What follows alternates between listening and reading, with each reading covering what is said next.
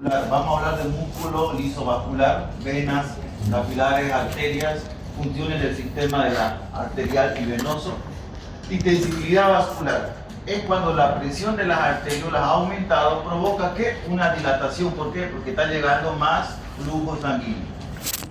Como hay una capa muscular media o capa muscular lisa en los vasos, eso va a provocar una resistencia a nivel de las arterias, lo que permite que las arterias se adapten, tengan esa capacidad de adaptarse a la cantidad de sangre que le está llegando, o al gasto cardíaco. El gasto cardíaco aumenta, sabemos que es 5 litros y puede aumentar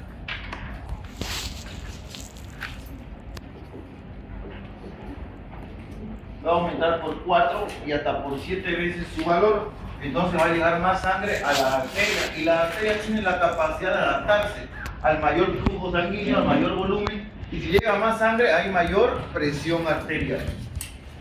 Así entonces el pulso, el flujo sanguíneo va a ser uniforme y continuo en todos los vasos, porque todas las arterias tienen la misma estructura histológica. Distensibilidad vascular de las arterias les permite acomodarse a los impulsos pulsátiles del corazón y amortiguar, adaptarse a los máximos y mínimos cambios de presión. Presión sistólica, la mayor o máxima; presión diastólica, la menor o mínima. Esta propiedad hace que el flujo sanguíneo a través de los vasos más delgados de los tejidos sea suave y continuo. Sabemos que el calibre de la aorta, al ir ramificándose en otras ramas, se va a ir dividiendo mucho menor. Y al ser mucho menor el calibre, también se va distribuyendo la cantidad de sangre. Entonces, no va a ser la misma cantidad de sangre que va a ir llegando a los vasos. Cada vez va a ser menor, porque si fuera la misma cantidad de sangre que ha salido de la aorta, en una arteria de calibre menor se va a romper el tejido. Esta propiedad hace que el flujo sanguíneo a través de los vasos más delgados de los tejidos sea más suave y continuo, gracias a la distensibilidad vascular.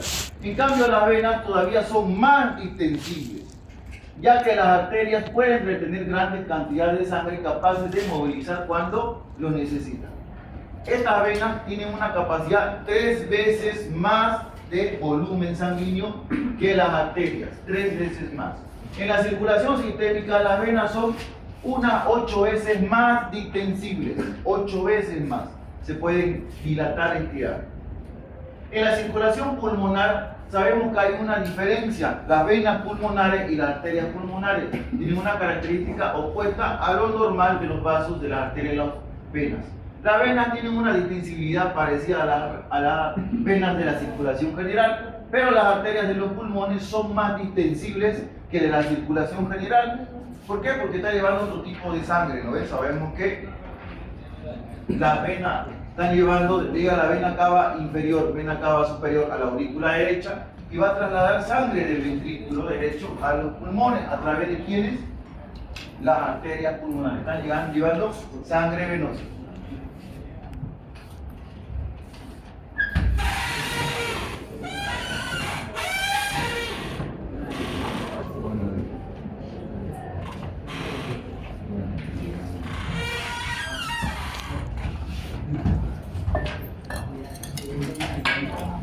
En cambio, las venas pulmonares, ¿qué tipo de sangre están trayendo? Una sangre rica en oxígeno. Las arterias pulmonares están llevando una sangre pobre en oxígeno. O sea, lo contrario de una vena y lo contrario de una arteria, ¿no es? Por eso aquí hay esa diferencia, esa característica opuesta a lo que hay en la circulación general. La distensibilidad vascular se expresa en una fórmula. Distensibilidad vascular es igual al aumento del volumen, gasto cardíaco, que está aumentando por la necesidad y requerimiento del cuerpo. Obviamente, si aumenta el gasto cardíaco, va a aumentar la presión arterial y aumenta el volumen inicial, que es la cantidad de sangre que sale de la aorta. ¿Cuánto era? ¿Se acuerdan? En la mujer 70 ml, en el hombre 80, volumen sistólico. La adaptabilidad tiene otro nombre, capacitancia. La adaptabilidad vascular es la cantidad total de sangre que puede acumularse en un determinado lugar de un vaso sanguíneo. Obviamente se mide en milímetros de mercurio y en la presión que ejerce la sangre en ese vaso. Ahí aparece otra Otro concepto, capacitancia vascular. ¿Qué es la capacitancia vascular? Aumento del volumen sobre el aumento de la presión. Lo que estaba arriba también lo puedo reemplazar acá, si se dan cuenta, arriba que dice aumento de volumen, aumento de volumen, aumento de presión, aumento de presión. Entonces, por matemáticas sabemos que podemos reemplazar si es el mismo valor o el mismo significado. A mayor capacitancia de un vaso, más fácilmente se entienden por defecto de la presión. La capacitancia entonces está relacionada con la distensibilidad, por eso capacitancia es igual a distensibilidad por volumen. La capacitancia de una vena es, en la circulación general, es 24 veces más.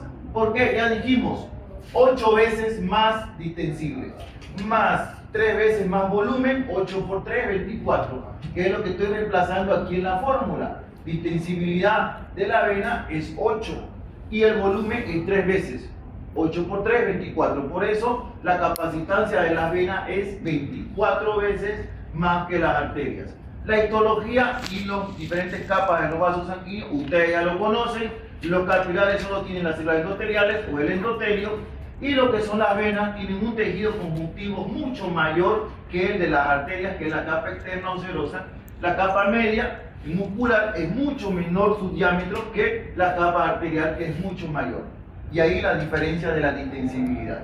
Ambas tienen endotelio.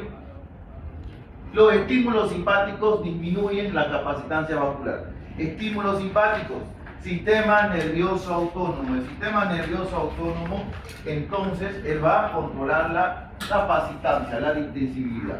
Sabemos que el sistema nervioso autónomo se divide en simpático y parasimpático.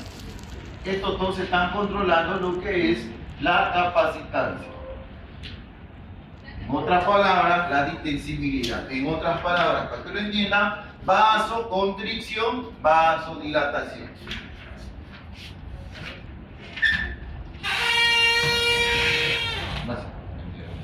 Buenas tardes. Buenas tardes.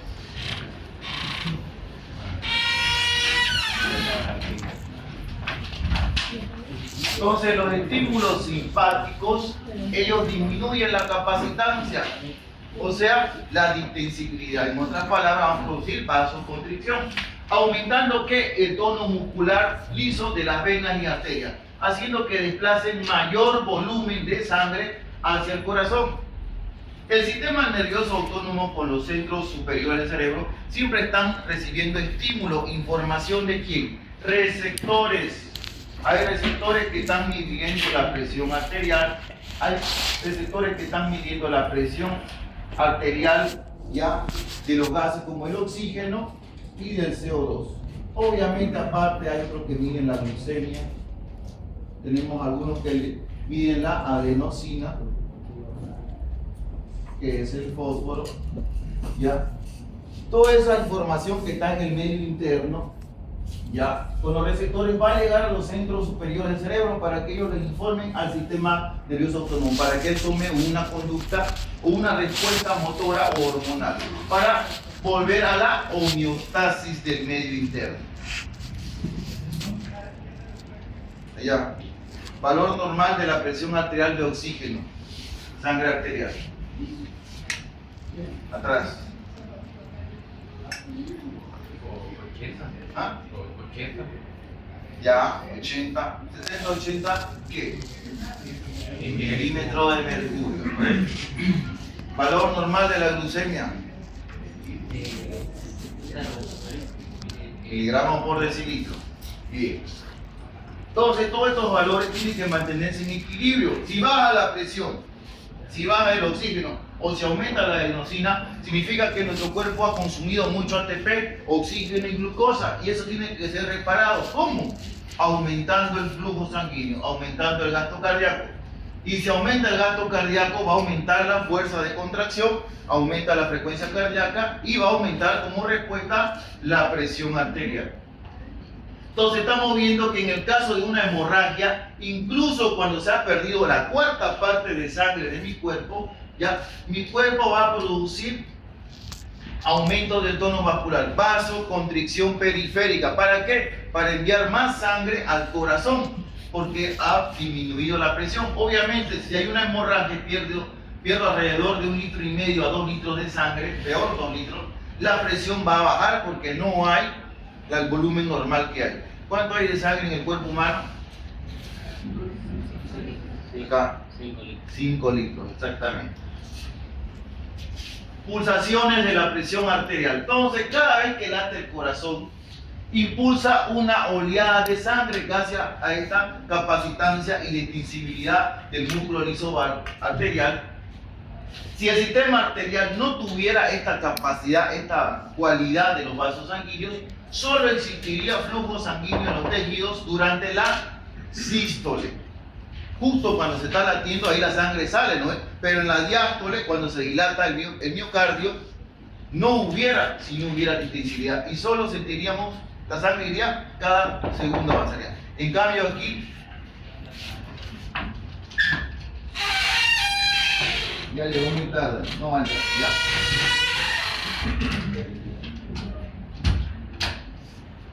Entonces, si no hay esta cualidad, no hubiera lo que es el flujo sanguíneo constante que es percibido cuando nosotros tomamos el pulso arterial, femoral, humeral, axilar o de cualquier parte del cuerpo. En un adulto normal tenemos presiones sistólicas y diastólicas. La máxima es la sistólica, que es alrededor de 120 milímetros de mercurio, y la presión menor o mínima de 80 es la diastólica. Y hay una diferencia entre ellas dos, eso tiene un nombre, se llama presión de pulso o presión arterial diferencial. 120 menos 80 tendría que ser un valor de 40 milímetros de mercurio. ¿Cómo se determinó el valor normal de la presión arterial? Gracias a un ruso, ya de la escuela de, no me acuerdo qué se llamaba, si fuera universidad de, cuando era de Rusia, método auscultatorio. Él descubrió y aplicó y explicó este método, el método auscultatorio. Auscultatorio significa que voy a escuchar sonidos mediante el estetoscopio, también llamado fonendoscopio, el cual se utiliza un brazalete o mango alrededor de las extremidades inferiores o superiores, ¿ya? El cual va a ejercer una presión al insuflar aire sobre los vasos arteriales, y de esa forma se puede medir las presiones tanto sistólicas como diastólicas. Y ese científico médico fue Korokov. Este científico ruso, a él se le da el nombre de sonidos de Korokov, que son los sonidos que yo escucho cuando mido la presión con el método auscultatorio. El método auscultatorio es un método indirecto, ¿ya? Porque el método directo lo hace el cardiovascular o cardiólogo hemodinamista con el procedimiento quirúrgico que se llama cateterismo. A través de la vena subclavia, vena femoral, va a introducir un catéter y llegar hasta las aurículas, y ahí medir exactamente la presión que hay en las cavidades. Y ese ya sería el método directo. En cambio nosotros estamos midiendo la presión periférica, no es la presión es obviamente el mismo valor, pero no es lo mismo medir en un vaso periférico que estar midiendo en el corazón, que ahí sería directamente el lugar donde estamos midiendo. Entonces Korokov explicó la medición y cómo se realiza este procedimiento. Aquí podemos ver la imagen donde tenemos un brazo, estamos presionando lo que es la arteria humeral. En el momento que la arteria humeral ha sido rebasada por la presión del brazalete superior a la sistólica y diastólica, los sonidos no se van a escuchar.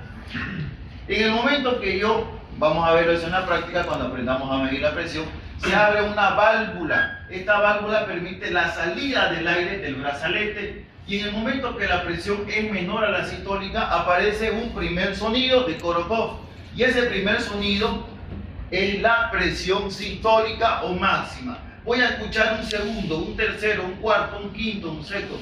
Eso depende del número dependiendo la abertura que he hecho al abrir la válvula, porque algunos lo abren muy rápido y sale el aire y no escuchan ningún sonido. Ya le medí, doctor, dicen, y no escucharon nada. Ya, por eso tienen que aprender, lo vamos a ver en la práctica, se abre lentamente y se permite la salida del aire, para que cuando escuche el último sonido es la presión diastólica, la presión mínima de la presión arterial. Este método entonces indirecto o llamado ocultatorio para medir la presión arterial es el que utilizan todos los que son el personal de salud en los pacientes. Hoy en día tenemos tensiómetros o esfingonanómetros, que se llama el aparato, digitales. Ahora lo coloco en el brazalete, en el brazo, en la muñeca, en el tobillo, en el muslo, aprieto un botón y no necesito nada más hacer. Inclusive ya me mide la frecuencia cardíaca, la presión sistólica, diastólica y la presión arterial media, que no la hemos nombrado, se lo vamos a ver más adelante. ¿Ya? Entonces hoy día contamos con esa tecnología, pero ¿qué pasa si se acaba la pila? ¿Qué pasa si no hay corriente? ¿Qué pasa si lo golpeé, lo tumbé y se descalibró? Voy a tener que utilizar el método tradicional, que es mediante manual, insuflando. Dos factores pueden incrementar la presión de pulso: el aumento del gasto cardíaco como la disminución de la capacitancia.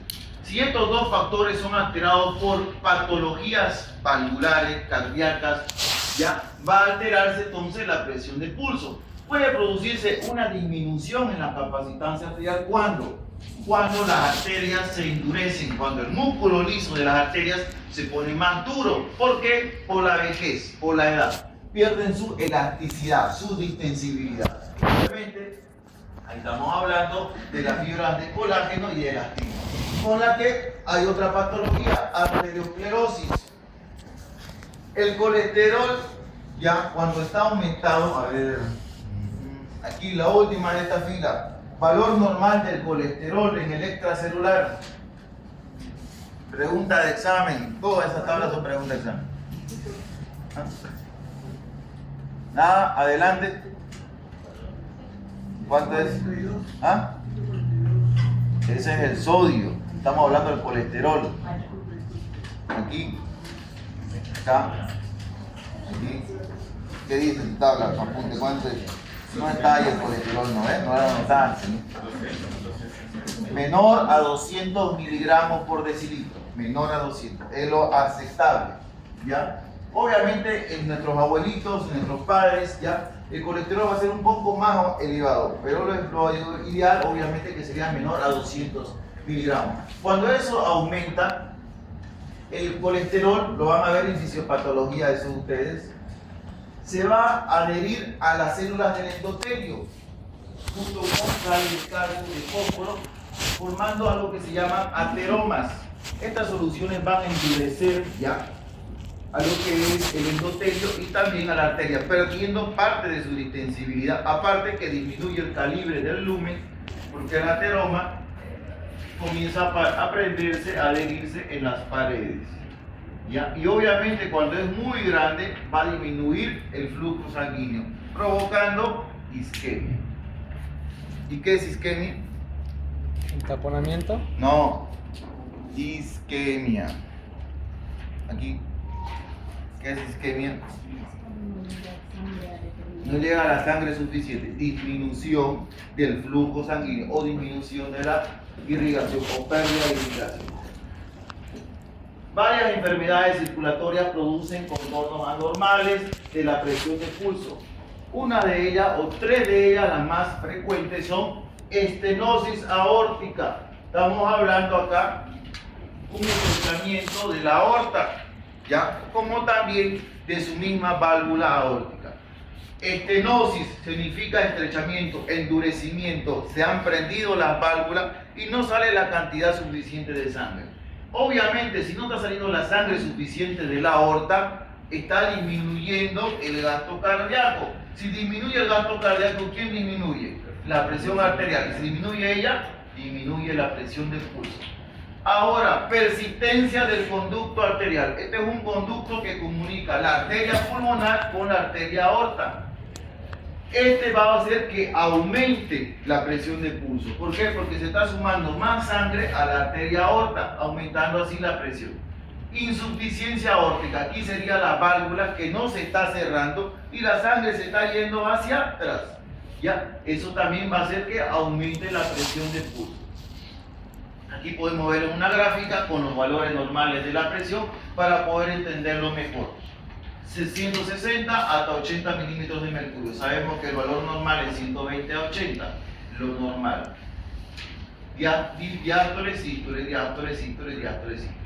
Arteriosclerosis, disminuye la capacitancia, endurecimiento de las arterias. Miren cómo la presión se eleva. Estenosis aórtica, el volumen sistólico es menor, estamos diciendo que sale menos sangre. Miren la presión cómo cae, a menos de 100, entre 100 y 80.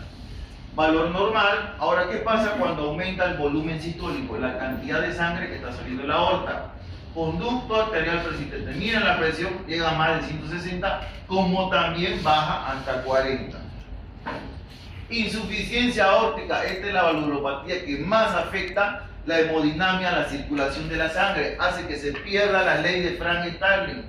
Miren, más de 180 la presión y baja inclusive casi hasta 0. Vean esas alteraciones de la presión por insuficiencia aórtica. La insuficiencia aórtica es una de las valvulopatías, ustedes lo van a ver en cardiología, en serio, una de las más graves, porque es la aorta y la aorta distribuye la sangre a todo el cuerpo. Si ella falla, la circulación en todo el cuerpo va a fallar, disminuir o aumentar. Los pulsos de presión se amortiguan en los mismos vasos de menor calibre. La presión de las pulsaciones de la aorta cada vez que late el corazón van disminuyendo progresivamente, vaya avanzando lo que es la sangre en los vasos arteriales. Ahí aparece algo que se llama la resistencia del movimiento a la sangre por los mismos vasos y la capacitancia de los vasos, lo cual se adapta al volumen que le llega a cada vaso. El grado de amortiguamiento de las pulsaciones arteriales es directamente proporcional al producto de la resistencia por la capacitancia. Obviamente, si se va perdiendo la capacitancia o la resistencia, se va a alterar la distensibilidad. Va a aumentar la presión o va a disminuir.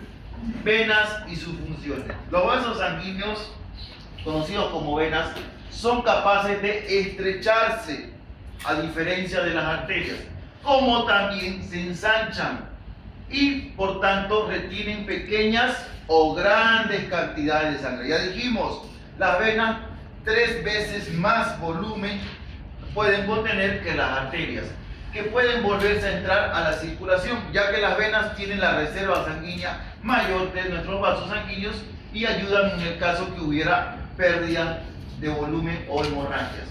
Entre las venas vamos a hablar de la bomba venosa, de su función como reservorio y su capacidad de ensancharse y estrecharse.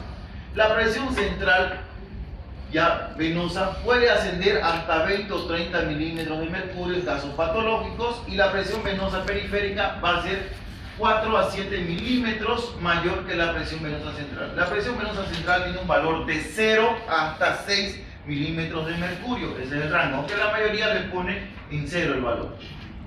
La presión venosa central es igual a la presión de la aurícula derecha. ¿Cuánto es la presión de la aurícula derecha? De 0 a 5 milímetros de mercurio. El promedio es 2 a 0. Resistencia venosa. Obviamente, la elasticidad que estamos viendo en las venas tiene una capacidad de ensancharse más que las arterias. Entonces va a haber una resistencia, pero no es por el tejido, sino porque está en la periferia y aparte las venas llevan la sangre en contra de la gravedad y tienen que llevarla al corazón. En cambio las arterias no llevan, sale del corazón la sangre y gracias a la pulsación del ventrículo y la aorta se distribuye. Pero ahora la sangre tiene que volver. ¿Y quién lo va a ayudar? En este caso son las venas, tienen una cualidad, la bomba venosa. Vamos a ver que en ciertas partes las venas, como pueden estrecharse, se colapsan. Sabemos que a nivel del abdomen hay una presión intraabdominal, a nivel del tórax hay otra presión intratorácica, que son negativas estas presiones, y estas presiones por los mismos órganos que hay en el abdomen, en el tórax, hacen que las venas se estrechen y se llenen de sangre como se vacíen. Y aparte vamos a ver las válvulas ya de las venas, ahorita lo vamos a ver, tienen que ir en contra de la gravedad. La presión en la aurícula derecha es 0, pero cada vez que las venas se van distanciando del corazón, la presión aumenta. ¿Qué presión? La presión hidrostática. ¿Cuál es esta? Presión osmótica. La última de esta fila, ¿qué es la presión osmótica?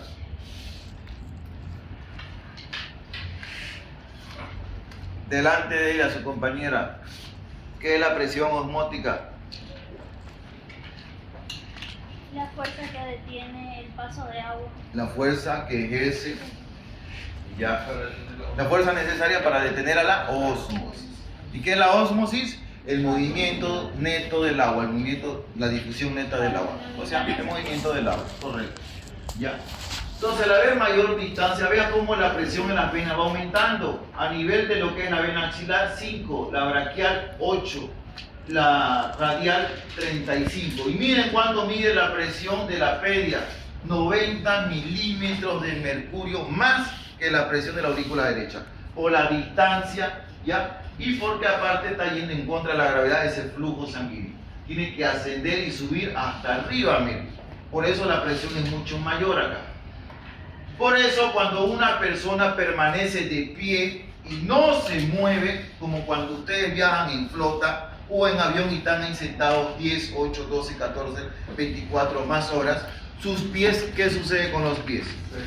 Se hinchan. ¿Por qué? Porque ahorita vamos a ver.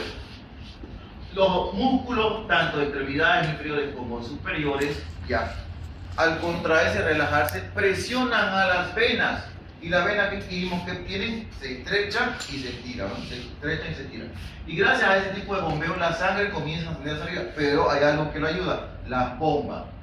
Las bombas, ahorita vamos a hablar de ellas, mientras uno se movilice, ya, los músculos van a ayudar a movilizar la sangre hacia arriba en dirección al corazón. Esta función de la bomba venosa que se encuentra en cada uno de los vasos, aquí vemos un corte transversal. Vean cómo la válvula está apuntando hacia arriba, ¿hacia dónde? Hacia el corazón. Y aquí está la sangre. En este corte transversal, sagital, perdón, ya se ve como las venas. Y los músculos, aquí vamos a ver, relajado, contraído. Vean cómo presiona y estrecha la vena, empujando la sangre hacia arriba. Cuando la sangre es empujada hacia arriba, va a ascender, porque las válvulas están abriéndose hacia arriba. No se abren hacia abajo. Y la sangre que va hacia abajo cierra la otra válvula que está más abajo. Y de esa forma, la sangre solo tiene una dirección, el corazón. No va hacia abajo.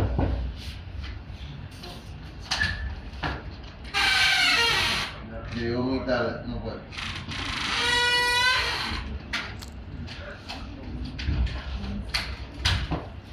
Tiene que llegar en horario ya. 10 minutos nomás la tolerancia. Acción de las venas venosas unidireccionales, solo una dirección al corazón. La contracción de los músculos esqueléticos ayuda entonces a bombear la sangre hacia el corazón, pero este flujo de sangre al alejarse del corazón lo evita por el cierre de las válvulas. Hacia abajo se cierra y hacia arriba se abre. Las venas que están arriba del cuello no tienen válvulas. ¿Por qué? Porque por gravedad descienden desde los senos que se encuentran a nivel del cerebro, los senos venosos, tanto las venas de la cabeza del cráneo y del cuello no tienen eso, porque no es necesario, por gravedad desciende. Pero ¿qué pasa si ustedes se ponen con los pies hacia arriba, parada de manos? Inmediatamente la sangre comienza a acumularse en el cerebro y eso es peligroso, por eso uno no puede estar con la cabeza hacia abajo y los pies arriba, porque hay un momento en que no hay válvulas acá y la sangre se acumula acá y peligroso puede dilatarse y reventar una vena. Por eso no se hace separarse de manos más de 3 o 7 minutos, 5 minutos. Entonces, cuando estas válvulas fallan y no hay una adecuada circulación, aparecen las venas varicosas. Porque las válvulas no están fallando, se dilatan. Aparecen varices, venas varicosas, dilatación de las venas. Ya es algo patológico cuando las válvulas no están bombeando y no pueden vencer esta presión de 90 milímetros. Esta presión de 90 milímetros, especialmente en los pies, ya disminuye en el momento que ustedes caminan, andan, se levantan, disminuye esa presión. ¿Por qué? Porque la sangre se está movilizando. Porque si no hiciéramos eso, este volumen puede aumentar. Y cuando pasa los 90 milímetros de mercurio, aparecen venas varicosas. Por eso las personas que trabajan paradas o en oficina, o los médicos que paran en el consultorio sentados toda una mañana, ya, o las secretarias, o los choferes, o cualquier trabajo en oficina, o que esté sentado y sin moverme, vamos a ver a largo plazo venas varicosas. La bomba venosa nuevamente, función de reservorio, esta es la última parte. Más del 60% de la sangre está en las venas. De los 5 litros que hay en mi cuerpo, 60% están en las venas. Las venas tienen una gran capacitancia o complacencia. Por ello, su sistema venoso actúa como una reserva de sangre en el caso nuestro cuerpo necesite. Aquí hay órganos que tienen gran reserva: el vaso, el hígado, los grandes vasos abdominales y torácicos, principalmente los abdominales, y obviamente el plexo venoso subcutáneo. Nosotros sabemos por anatomía que tenemos arterias y también subpar la vena. Pero aquí arriba tenemos a nivel del tejido celular subcutáneo, tenemos vasos venosos, pero no tenemos arterias, no hay. Eso significa que hay más venas que arterias. Por tal motivo hay mayor cantidad de sangre en las venas, por ese plexo venoso subcutáneo que hay de más. El hígado va a aportar alrededor de 200 a 300 ml, el vaso unos 100 y los grandes vasos abdominales otros 300. Casi 1000 litros de sangre pueden ir de las venas a la circulación si es necesario cuando hay hipotensión, hemorragia, shock hipovolémico, pérdida de sangre, envían a nuestro cuerpo. Y ahí terminamos nuestro primer capítulo. ¿Alguna pregunta?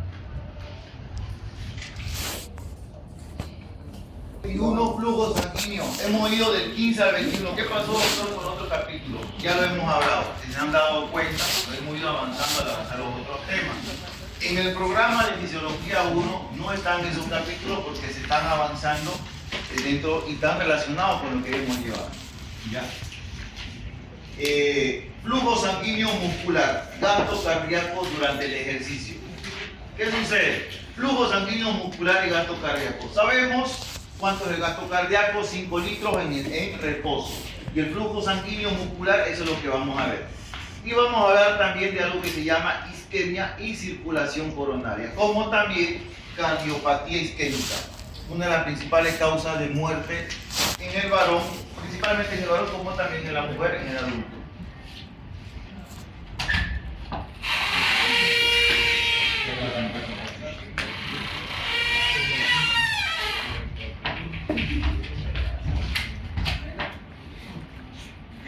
La regulación del flujo sanguíneo al corazón y a los músculos esqueléticos se logra con un control en ¿quién? Resistencia vascular o las necesidades metabólicas tisulares. Obviamente no es lo mismo una persona que está sentada o uno que esté corriendo, sus necesidades van a ser mayor al que tiene actividad física. ¿Y cómo ayudamos a que mejore eso? Resistencia periférica, vasoconstricción como vasodilatación. Son los mecanismos homeostáticos que ayudan a aumentar el flujo sanguíneo en ¿quién? El músculo esquelético como en el corazón. La regulación del flujo. En reposo, ¿cuánto de flujo hay que utilizamos? 3 a 4 ml por minuto, pregunta de examen. Por cada 100 gramos de músculo esquelético, nuestro cuerpo utiliza 3 a 4 ml por minuto.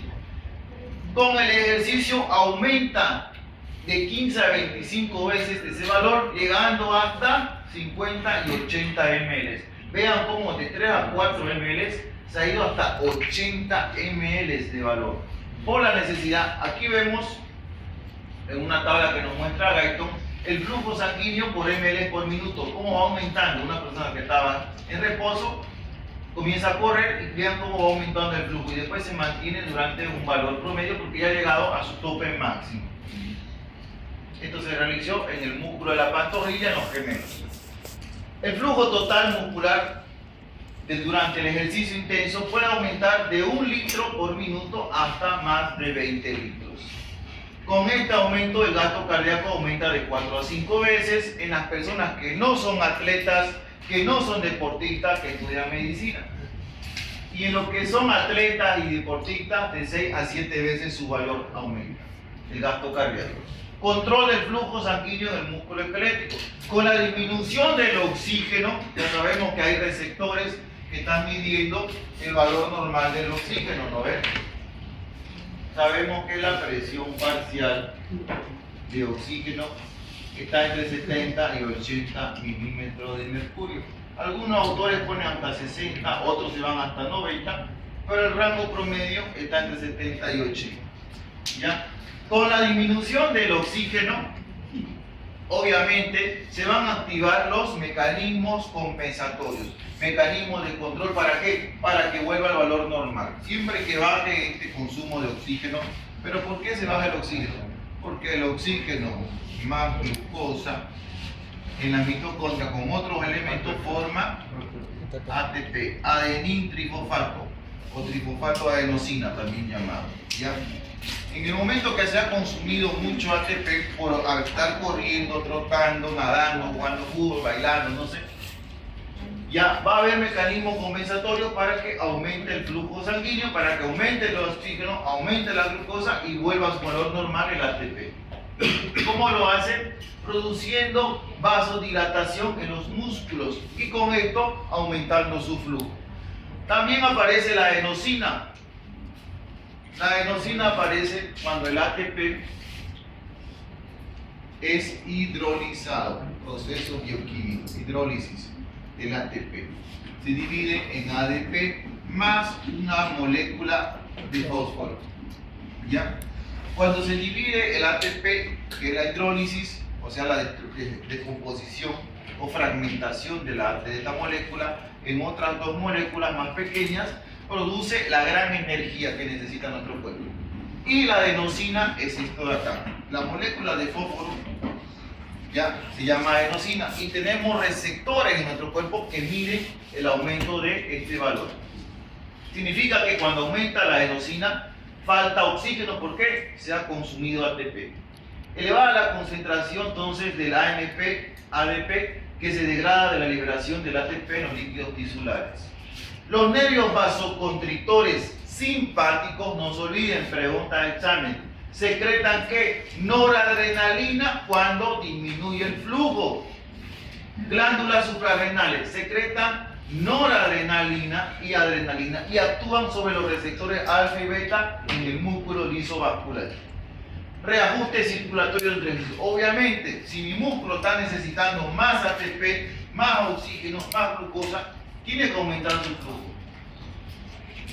Se hace una descarga simpática en todo nuestro cuerpo.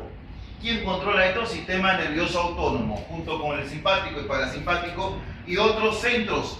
Entre ellos vamos a hablar que cuando estamos haciendo ejercicio, el encéfalo actúa sobre el centro llamado vasomotor, que iniciará una descarga enviando a los neurotransmisores por la vía simpática. ¿Cómo? En el corazón. ¿Qué hace? Inhibe las señales del parasimpático. En algún momento ya lo dijimos, tenemos dos centros a nivel del bulbo, del tronco encefálico en el bulbo y la protuberancia. Dos centros. Uno aumenta la frecuencia cardíaca y otro disminuye la frecuencia. Estos son centros. Centro acelerador del corazón y centro desacelerador.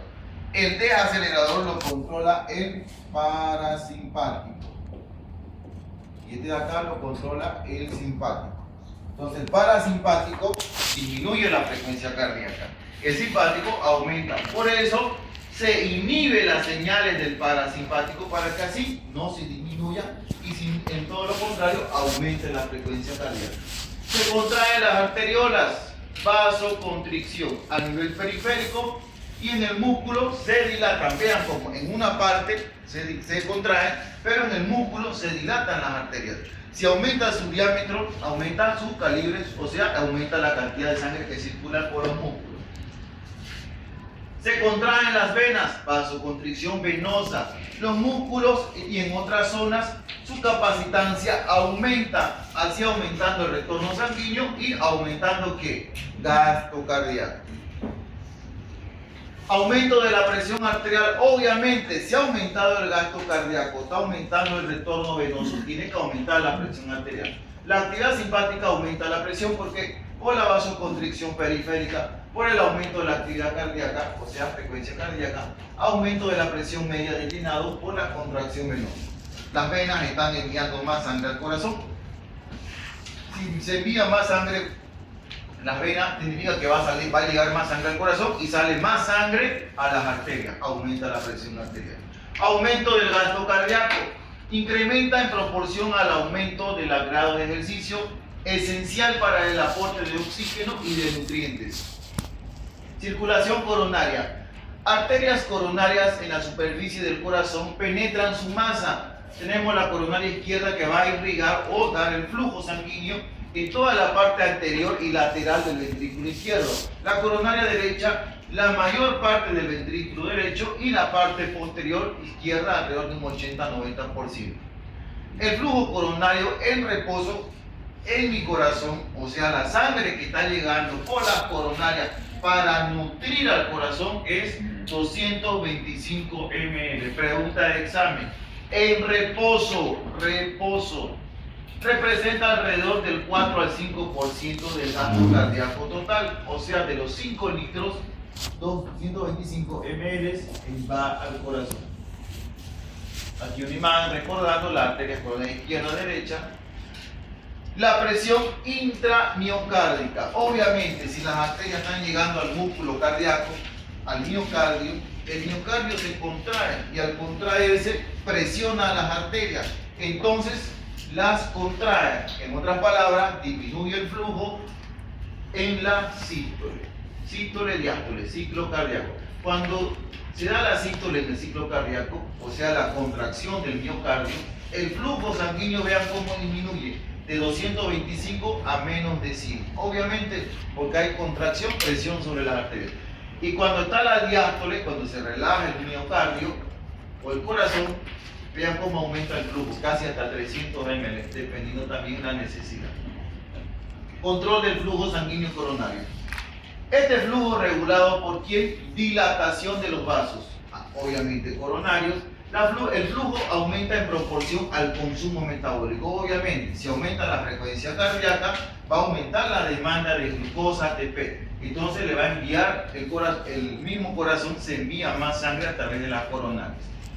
Obviamente la adenosina al aparecer y la falta de oxígeno a nivel vascular del corazón, todo eso va a activar al sistema nervioso autónomo, lo que era el simpático y parasimpático, para que aumente el flujo sanguíneo, frecuencia cardíaca, presión arterial, gasto cardíaco.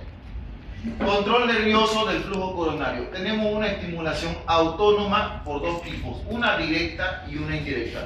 La directa está dada por los nervios vagos, que ellos son estimulados por lo que es la acetilcolina, que lentifica produciendo vasoconstricción. El simpático, en cambio, por la norepinefrina, que es la noradrenalina, y la adrenalina o epinefrina, aumentan la frecuencia cardíaca, haciendo que aumente el índice metabólico y produzca vasodilatación. El otro método indirecto es más importante y son alteraciones secundarias al flujo que ha aumentado y disminuye su actividad. Metabolismo del miocardio.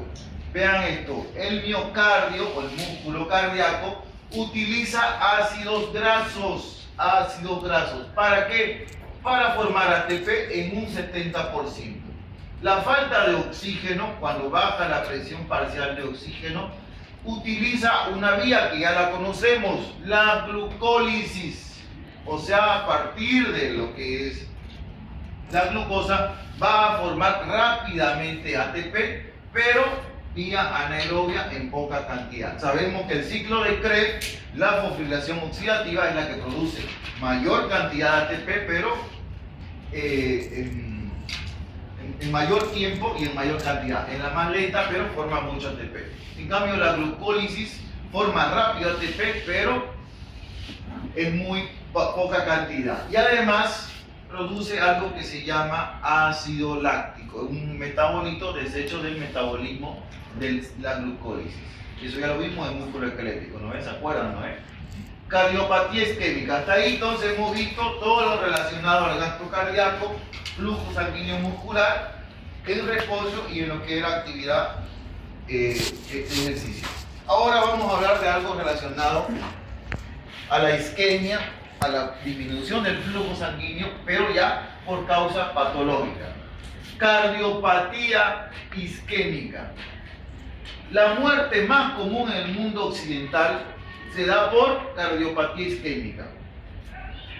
Una de las etiologías de esta cardiopatía isquémica es la arteriosclerosis, causada más frecuente de disminución del flujo sanguíneo. En otras palabras, la causa principal o la más frecuente de isquemia en el corazón es arteriosclerosis.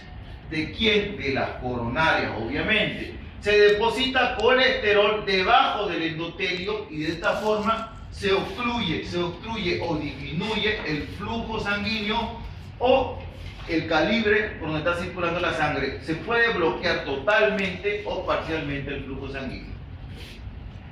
Oclusión coronaria aguda. Frecuente en personas con cardiopatía arteriosclerótica. Preferencia arriba de los 60 años, predominio en el varón. Se genera un trombo. Este trombo puede ocluir una arteria y en el momento en que se mueve se convierte en émbolo. Uno de sus compañeros me estaba preguntando algo sobre eso. Nosotros sabemos que tenemos diferentes calibres de las arterias que también van a ir disminuyendo. Se forman los ateromas, ya adhieren a las paredes, pero a veces estos ateromas comienzan a hacerse demasiado grandes, ya, y se desprenden porque la sangre está circulando, va a una velocidad movimiento de las arterias y se desprende un pedazo de ateroma y este pequeño pedazo de estas moléculas ya entra en la circulación y en el momento en que llega a un vaso sanguíneo de menor calibre va a obstruirlo, llega el ateroma y obstruye totalmente a la arteria. Entonces se va a dar una oclusión total en este caso, como también podría ser parcial. Pero en el caso de la total, obviamente, ya no está circulando la sangre, no está yendo el oxígeno, no está yendo la glucosa, no está llegando nada de los nutrientes.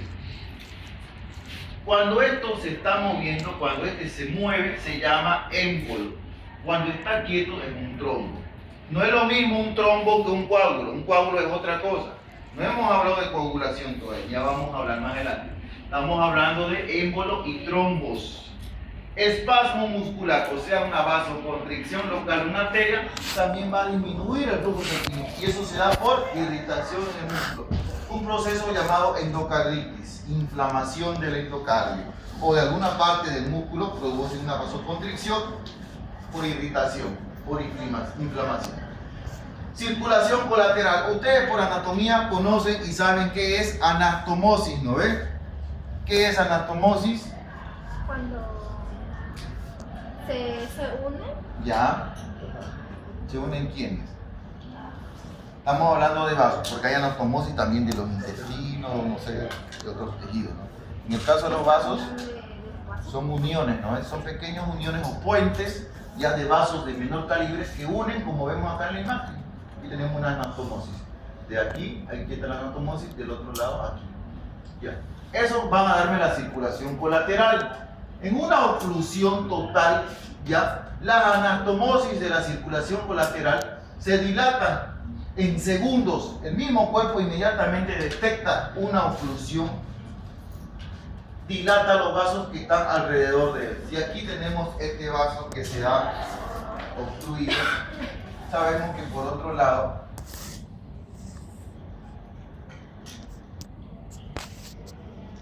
está llegando la circulación justa y después aquí se va a dar una vasodilatación para que la sangre de alguna forma compense la falta de la sangre que está obstruida por un lado y por otro lado de forma colateral llegue. Pero sabemos que estas colaterales solo proporcionan al menos la mitad, o sea el 50% de lo que necesita el tejido. Y la otra mitad va a tener lesión, hipoxia. Y eso lleva a una lesión irreversible, necrosis. Y eso se llama infarto de miocardio. Después de una oclusión del flujo que cesa el músculo, esta llega a una lesión irreversible y se conoce como zona infartada. Esa zona A, muerto. El miocardio, miren qué cantidad, pregunta de examen. El miocardio requiere 1.3 ml de oxígeno por cada 100 gramos de músculo cardíaco, solo para estar vivo. No estamos hablando de contracción. Aparte de estar vivo, que se contraiga, esa demanda aumenta. Causa de la muerte tras la oclusión coronaria aguda. Tenemos una disminución entonces del gasto cardíaco. Aquí vemos una imagen de un corazón y una zona infartada de justo el ventrículo izquierdo. El peor infarto en el cuerpo humano es que se dé en el ventrículo izquierdo. ¿Por qué? Porque el ventrículo izquierdo es el encargado de distribuir la sangre en todo mi cuerpo a través de la aorta. Si fuera en la aurícula derecha, izquierda o ventrículo derecho, el daño y la lesión y probabilidad de muerte disminuye bastante. Pero cuando es en el izquierdo, la probabilidad de morir y de complicarse aumenta mucho. La capacidad de bombeo se va a ver afectada, obviamente, porque hay fibras que han quedado débiles, necrosadas y muertas. No va a ser lo mismo un tejido muerto que se contraiga que uno que está sano, obviamente. Ocurre un fenómeno que se da como un mecanismo compensatorio, distensión sistólica. En el momento que este tejido que ya ha perdido su capacidad de contraerse y relajarse, la misma presión que hay acá, que sabemos que es arriba de los 80-90 milímetros de mercurio, va a hacer que se distienda ese tejido y se dilate y se dé la distensión sistólica. El corazón se hace incapaz de contraerse con la fuerza suficiente para poder bombear la sangre necesaria al cuerpo, isquemia periférica. La causa va a provocar ¿qué? Un shock coronario o cardiogénico. Estamos viendo que el corazón se convierte en un corazón ineficaz, incapaz de bombear lo que hacía anteriormente, el valor normal. Entonces no está saliendo la cantidad de sangre normal o suficiente por la aorta, por eso me da una isquemia periférica. Esta área infartada, si es más del 40% del ventrículo izquierdo, esa persona tiene un 85% de probabilidad de morir. No es lo mismo que se infarte el 10% del ventrículo o 1%. Obviamente, eso tenemos nuestro corazón, nuestras cavidades en ventrículos. Un infarto de este tamaño no va a repercutir, ¿no? Pero un infarto que vaya aumentando de tamaño o un infarto de un 40% del ventrículo izquierdo sí va a afectar en gran medida. Estamos diciendo que el peor infarto es en el ventrículo izquierdo, provocando entonces mayor probabilidad de muerte. Y el otro 15% no es que se salvó, no, ese 15% vive, no. Vamos a ver qué pasa después que murió el tejido. Tenemos que hablar de posinfarto. Aquí hemos llegado hasta el infarto. Le dio el infarto a estas 100 personas, 85 murieron en ese momento. El otro 15% depende de cómo actúe el familiar o él mismo. Si yo sé que un infarto es cuando se me adormece la mano, el dedo, la mano, el hombro, el pecho, siento una opresión y falta aire inmediatamente, pero no llamo al... ¿Cuál es el número de emergencia? ¿Ah? No estamos en Estados Unidos. El 911 no hay aquí. Eso solo hay en Grey's Anatomy, Doctor House. ¿Cuál es el número de aquí? Por 5 puntos, el número del hospital Doc Wilder le sumo a su examen. ¿Cuál es? Por 4 puntos. 3 puntos. 2 puntos. 1 punto. 0. No, 119 es el de los bomberos. No saben el número ni de su hospital, de su universidad. 110, ¿no? Es la policía. Está bien. Ya, silencio. Sabemos que hay varios números, 110, 112, 114, 119, 115. Todos son de emergencia y también ellos pueden llamar a ambulancia. Pero de la ambulancia es el 161, 162, 163 y 160. UDIN y SISMI. Todas esas son de emergencia ambulancia. Los policías también tienen su propia ambulancia, los bomberos también tienen su ambulancia. ¿Ya? En Brasil es...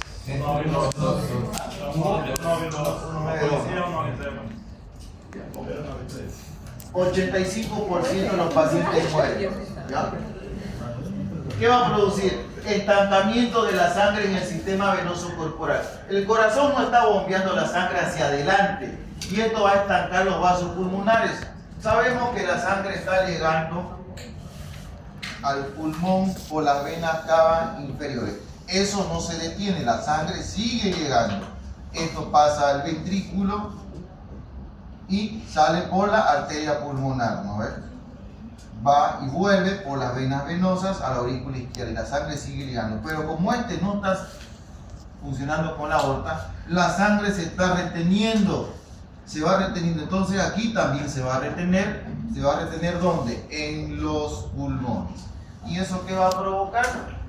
Aumento de lo que se llama va a haber vasocongestión, o sea, la sangre se está deteniendo y no está avanzando en su flujo normal y produce filtrado a nivel vascular del pulmón.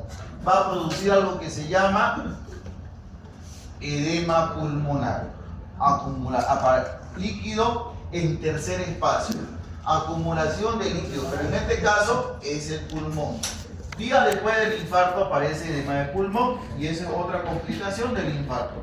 Aparte que ha aumentado la presión auricular y capilar. ¿Por qué? Porque la sangre del corazón no está circulando. Todo, miren, falló el ventrículo y hace que falle la aurícula izquierda.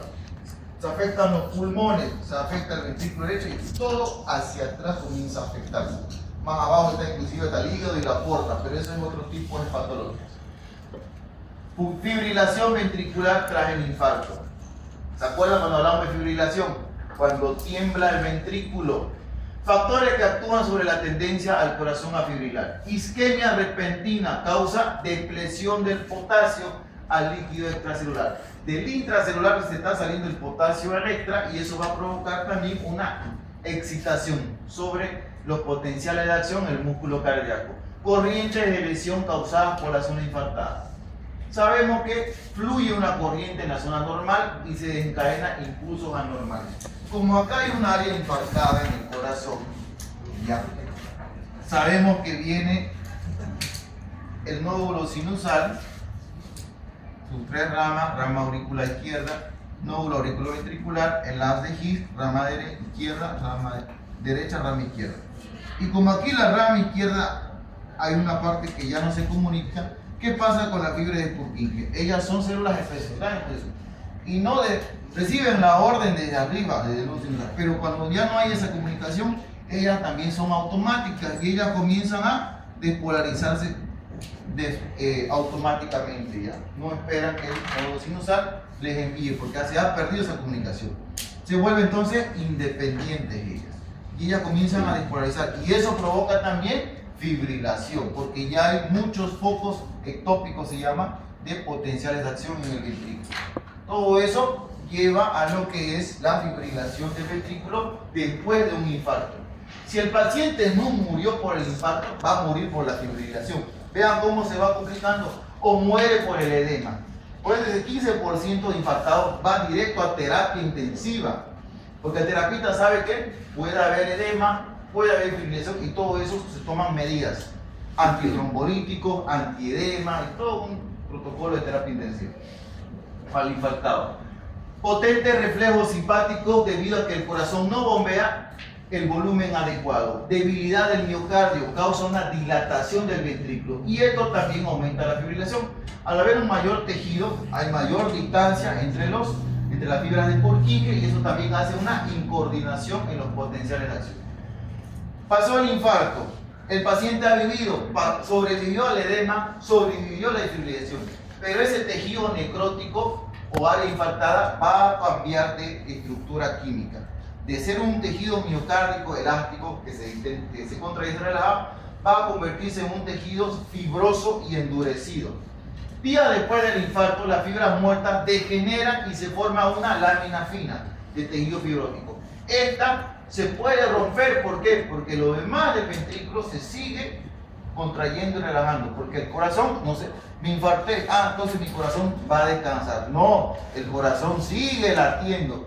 Y como este tejido se ha vuelto delgado y fibrótico, ya no se estira y al seguir contrayendo ese tejido que está lo rompe. Y si se rompe, sale sangre. ¿Y dónde se va esa sangre? Al espacio de la cavidad.